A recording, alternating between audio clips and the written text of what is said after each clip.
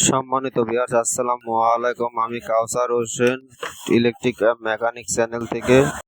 আজকের এই পর্বে আমি আপনাদের দেখাবো বাদার্স প্লেন মেশিন S7250 মডেলের ইউরোর 50 এবং ইউরোর 55 নিয়ে কাজ করব।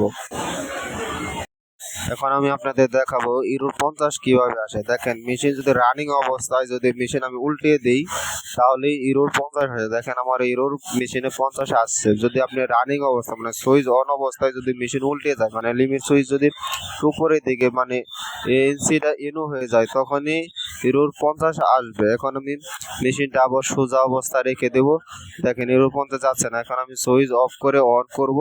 সুইচ অন অফ করলেই দেখেন আমার ইউরোর 50 চলে গেছে।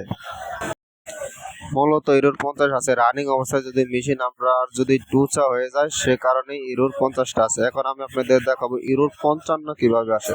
মেশিন অফ অবস্থায় যদি মেশিন উঁচা করে দেন, মেশিন উল্টিয়ে দিয়ে যদি সুইচ অন করেন তাহলে ইউরোর আমাদের 55 আসবে। হ্যাঁ, মেশিন উল্টালে লিমিট সুইচটা খুলে যায়, খুলে গেলে সুইচ অন করলে ইউরোর 55 আসবে। এখন আমি আবার মেশিনটা ঠিক করে দিলাম। এখন দেখেন যে ইউরোর 55 যাচ্ছে না। এখন আমি সুইচ অফ করে আবার অন করব।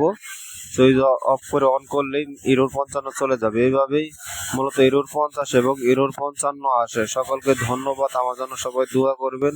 যদি আমার ভিডিওটি ভালো লাগে লাইক করবেন, শেয়ার করে সাবস্ক্রাইব করবেন এবং ফেসবুক পেজ ফলো করবেন। সকলকে ধন্যবাদ। আসসালামু আলাইকুম।